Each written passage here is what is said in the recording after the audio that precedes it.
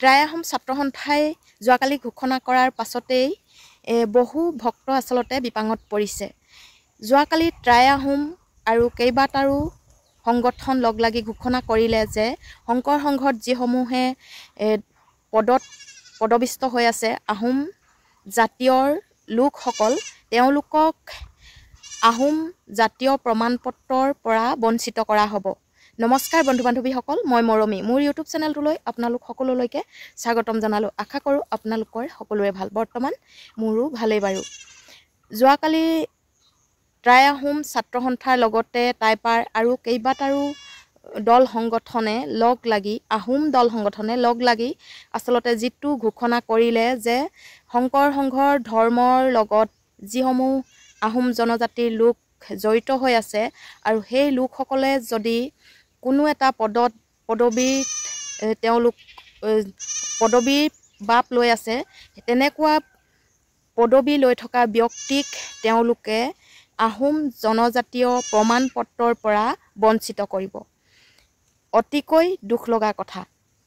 শংকৰ সংঘত এতিয়া বহুত মানুহৰ দুই নাও দুই ভৰি হোৱা দেখিবলৈ পোৱা গৈছে। নে ধৰ্মক এৰিব নে জাতিক এৰিব। তেওঁলোকে ধৰ্ম কৰিলে নিজৰ জাতিৰ পৰা প্ৰমাণপত্ৰসহ জাতিগত চিনাক্ত নাপায়, আৰু যদিহে ধৰ্ম জাতি প্ৰমাণপত্ৰ লৈ জাতীয় হৈ চিনাকি দিয়ে, তেন্তে তেওঁলোকৰ ধৰ্মত কোনো বাপ বা তেওঁলোকৰ ধৰ্মত কোনো অস্তিত্ব নাথাকে। বৰ খোকোজা লগা এটা দিন দেখিবলৈ পোৱা গৈছে। কাৰণ দিনক দিনে এতিয়া টাইপা আৰু আহোম জনগোষ্ঠীৰ আৰু শ্ৰীমন্ত শংকৰদেৱ সংঘৰ মাজত যিখন বাক বিতণ্ডা হৈছিল, সেই বাক বিতণ্ডাখন এতিয়া দিনক দিনে বাঢ়ি গৈছে। আৰু বাঢ়ি যোৱাৰ ফলত আমাৰ অসমৰ জনসাধাৰণ যিবোৰ ধৰ্মৰ লগত জড়িত, যিসমূহ ট্ৰাই আহোম জনজাতীয় লোক, তেওঁলোকৰ আচলতে দুই নাও দুই ভৰি অৱস্থা হৈছে। এতিয়া কি কৰিব কি নকৰিব তেওঁলোক সকলো এতিয়া অপেক্ষা মাথো। কেতিয়া এই যুদ্ধখন হাম কাটিব, কেতিয়া এই তৰ্কাতৰ্কিবিলাক মিলামিলি লৈ আহিব। এই তৰ্ক যুদ্ধখন আচলতে মিলামিলি হ'বলৈ চাগে আৰু ভাল দিন দেখিবলৈ পোৱা যাব নে নাযাব, সেইটো সময়ৰ ওপৰত লক্ষ্য। কাৰণ কোনো এটা পক্ষই এতিয়ালৈকে ভুল স্বীকাৰ হৈছে বুলি কাৰো আগত প্ৰকাশ নকৰে। টাইপাৰ ছাত্ৰ সন্থাই সংবিধান জ্বলাই দিলে, তেওঁলোকৰ মতে সেইটো তেওঁলোকে ভুল কৰা নাই।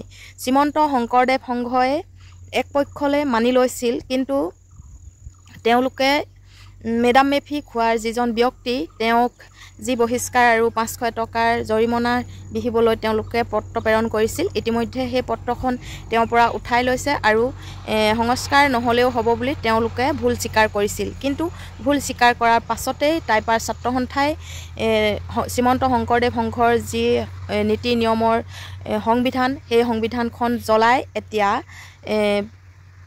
গোটেই অসমকেই জ্বলাইছে বুলি ক'লেও বেয়া নহয়। কাৰণ এতিয়া জাতি আৰু ধৰ্মৰ দুই পক্ষৰ মাজত তুমুল এখন যুদ্ধ হৈ আছে। কিন্তু এই যুদ্ধখনত কোনোবা মন্ত্ৰী MLA এইবিলাককো একো মাত মতা এতিয়ালৈকে দেখা পোৱা নাই। কাৰণ শ্ৰীমন্ত শংকৰদেৱ সংঘত অধিৱেশনত বহু ডাঙৰ ডাঙৰ ব্যক্তিসকল উপস্থিত হৈছিল।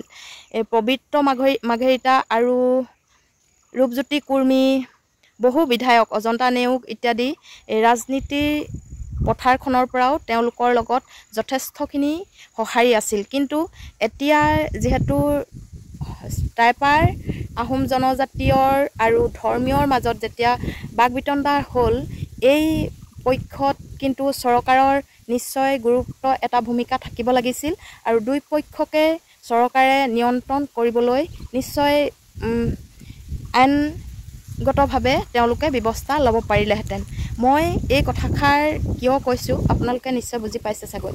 আমি তেনে সৰু মানুহ, ইমান ডাঙৰ ডাঙৰ কথা আচলতে চিন্তা কৰিবও নোৱাৰোঁ। তথাপিতো যদি চৰকাৰখনে দুয়ো পক্ষকে নিয়ন্ত্ৰণ কৰি তেওঁলোকৰ বুজাবুজি কৰি বা তেওঁলোকৰ মাজত যিখিনি ভুল আছিল, যিখিনি আখুৰা আছিল, দুই পক্ষকে লৈ তেওঁলোকে চৰকাৰখনৰ হিমন্ত বিশ্ব শৰ্মা মুখ্যমন্ত্ৰীদেৱ, তেওঁ আচলতে কাক তদন্ত দিয়ে বা কি তেওঁ হাতত লৈ নিশ্চয় এই কামটো কৰিব পাৰিলেহেঁতেন বুলি মই মোৰ ফালৰ পৰাহে মন্তব্য আগবঢ়াইছোঁ। আৰু যদি আপোনালোকে এই কথাষাৰ ভাল লাগিছে বা নিশ্চয় কমেণ্ট কৰিব বুলি ভাবিছোঁ। আৰু যদিও বা ভুলকৈ কৈছোঁ মই, নিশ্চয় আপোনালোকে তথাপিতো কমেণ্ট কৰিব।